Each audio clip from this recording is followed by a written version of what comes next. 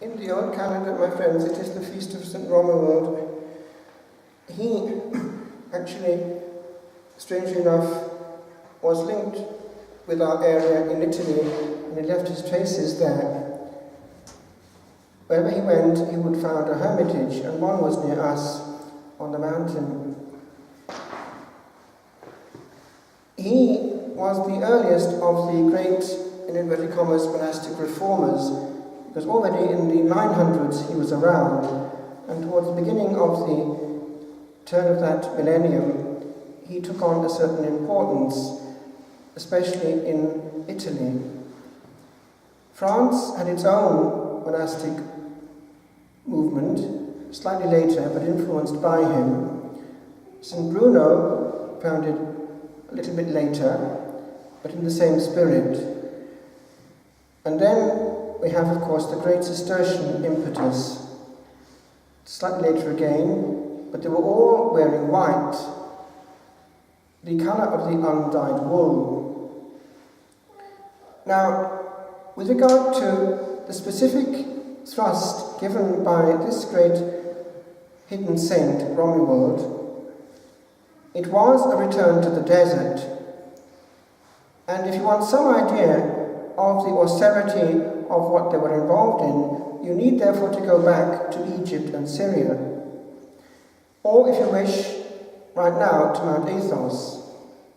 And you can bathe yourself in that unchanged atmosphere simply by opening the computer, because although very rare, a few people have penetrated Mount Athos with permission to film. And there are some very moving moments in the Sancta Sanctorum, as it were, of monastic life on Mount Athos to be taken in if one wishes, because there one sees monastic life in its purity, undiluted and unchanged. And that is what this monastic reformer wished to have. What did he do? He did not go actually into the realm of taking the rule of St. Benedict. Initially, it wasn't quite that. He did his own thing. He created a form of life which was very Eastern in style. And if you look at a picture of any Camaldolese hermitage, you will find that straight away in the geography. Actually very close to what we had here in Ireland and in Wales, because there is this direct link between the monastic life of the Orient and what came here. You will find simple cells around a church. The church eventually would be built of stone, but the cells would be simpler. And possibly the very place where I live, Dulique, may have been the first church built in stone, because that would be the meaning of the word. What happened? He went further. He had, in his setup, we would call it, a two-tier system. Actually a three-tier system, still to be seen geographically in the mother house in Camaldoli, way up there in the mountains. The monastery as such, the cenobium, which comes from two Greek words meaning common life. And then, further up the mountain, you had the Sacro Eremo, the Holy Hermitage. But it didn't stop there. Those who therefore had started in the cenobium could work towards the Sacro Eremo. But then, if one was moved by the Holy Spirit, one could go further again, and this was his particularity. They could go towards reclusion, which meant that one or two in the community, in the hermitage itself, would not come out of the cell again. The food would pass to them, and they would be there until death. That carried on over the centuries, and just by chance, a friend of my novice master was the last to persevere in reclusion in the mother house until death. And I was very moved by, first of all, seeing in photo and then eventually praying physically over his grave, our dear Don Damian, who took on the monastic name of Jerome, there in the Camaldolese. But he had been with my novice master, and he only wanted pure solitude. And what happened in his case was this: they wanted him to be procurator in Florence. So he went to Florence, but before entering the enclosure, he insisted, my vocation is to be alone, not involved with people and money. And he begged, and eventually was sort of allowed to go from Florence to that mountain, it wasn't too far away, and enter the Camaldolese, who let him have his wish. And there he was in reclusion until death. I was very strongly influenced by him, actually, at a distance. What happened in history? Blessed Paul Giustiniani, in the 1500s, became Prior General, Abbot General, whatever, of that hermitage in Camaldoli, of that community of Camaldolese, maybe in the Cenobia actually. And he felt the need for reform. So they broke away. The Grand Order itself became part of the Benedictine Confederation, and still such to this day. Don Reed Griffiths, actually, who had been Prior of Farnborough, founded an ashram in India, taking the best of that spirituality of the Far East, but became the Camaldolese. They took it on board, precisely because they were trying to have that element of utter verticality and silence. But this other reform carried on. They did not at all become Benedictine, and they have remained pretty well unchanged to this day. Very small, but very faithful. They are in Poland, for instance, and I know, and I'm not sure, maybe dead by now, but there was a recluse in Poland. They had one particularity, and although I looked at them, it was one thing which was a bit upsetting. They had an austerity too on one specific point, which was troubling. Out of mortification of the senses as well, they abstained until death from chant. That was a big choice. No music, ever. Now, that is one end of the monastic life with regard to solitude. The other is the Carthusian one.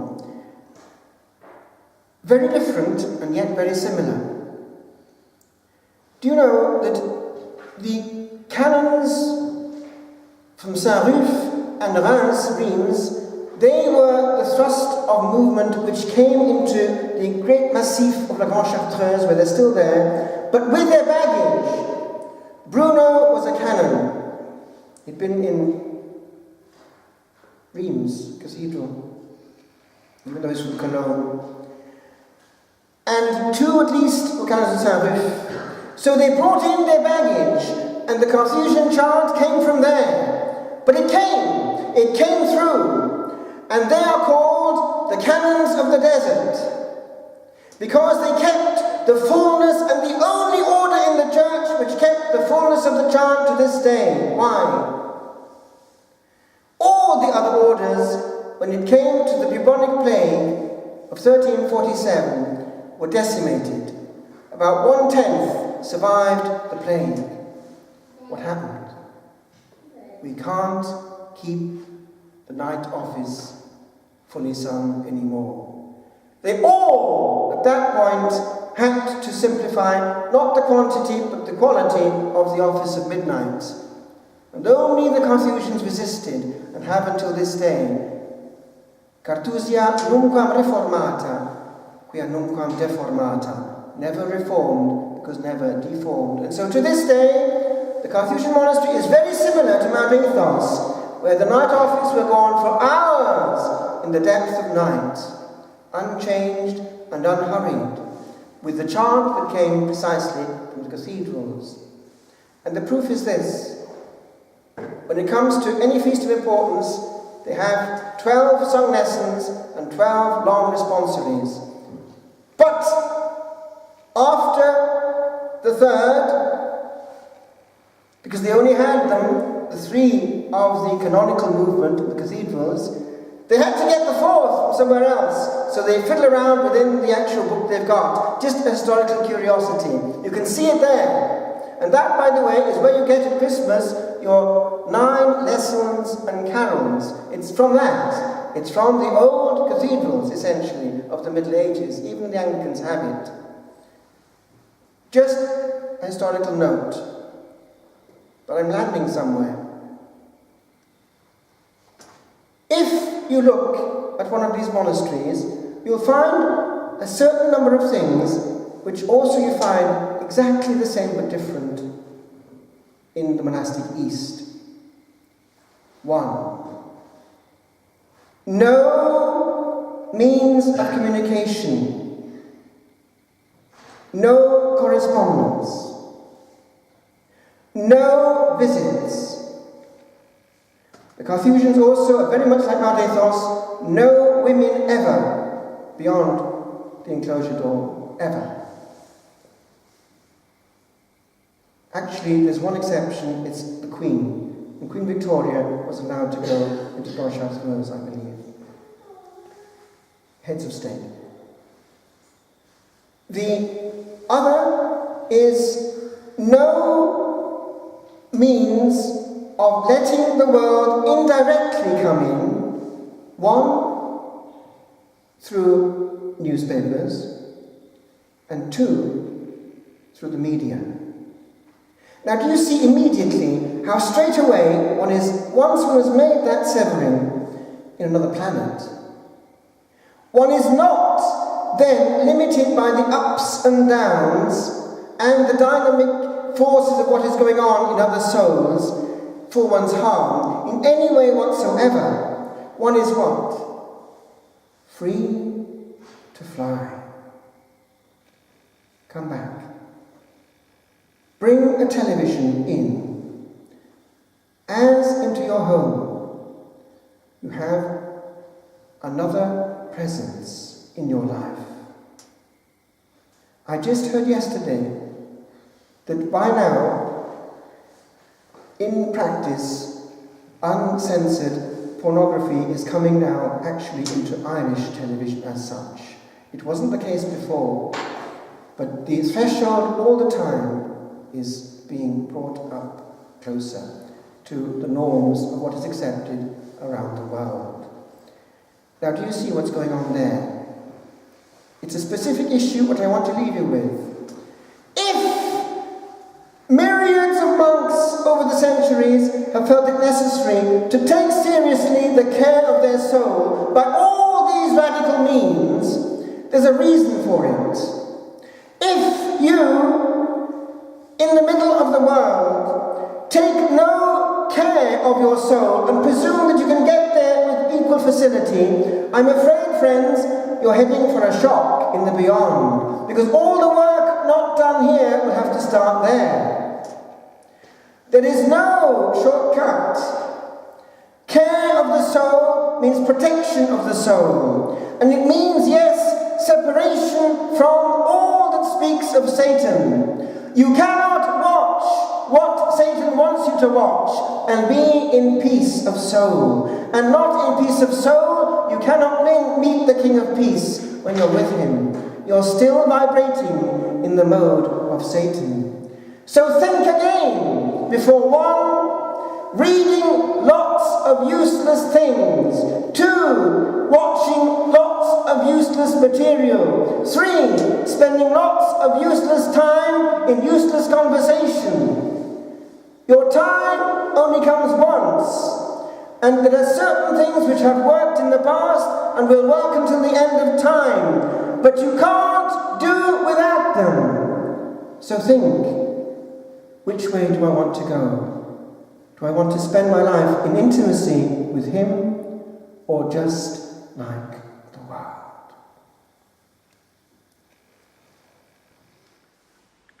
To Agion Oros, Mount Athos.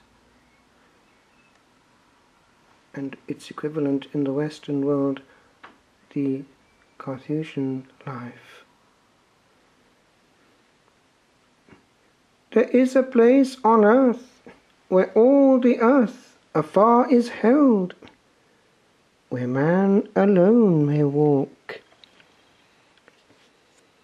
Alone, I say, alone, where deeds of worth alone in days are done,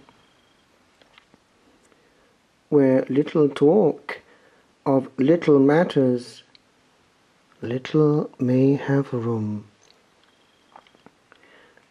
for heaven fills the air, and where the sky is virgin blue, the hue of distant gloom clouds not the path of angels that draw nigh. O Holy Land, this is where I would stand. This is where I will stand, for angels too walk here, e'en where I am, and this the hand that fashioned Athos quiet Erin knew, and bids me bar a little more their home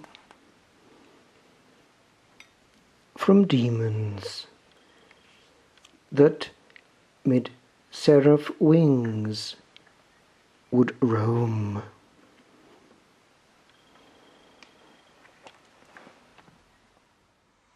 Lines written on Dom Damian's stone at the Sacro Eremo of Camaldoli. My father, my dear father, dear, dear friend, the paper that here speaks rests on thy rest of deeply buried silence. Here doth end what can here begin, if but be blessed the prayers I, kneeling, pray on thee to pray. O little word, did e'er 7 strokes so hurt the heart of sighing man? We pass this way to where thou art but once. This fair white skirt that still protects Cistercian peaceful days, will it soon change its form? The time is short, it was for thee. One day, one way, thy ways for e'er and e'er confined. 'Twas but as naught, the whim that passed thy head, yet clung and clung ere it passed its way, and left one sweet song sung.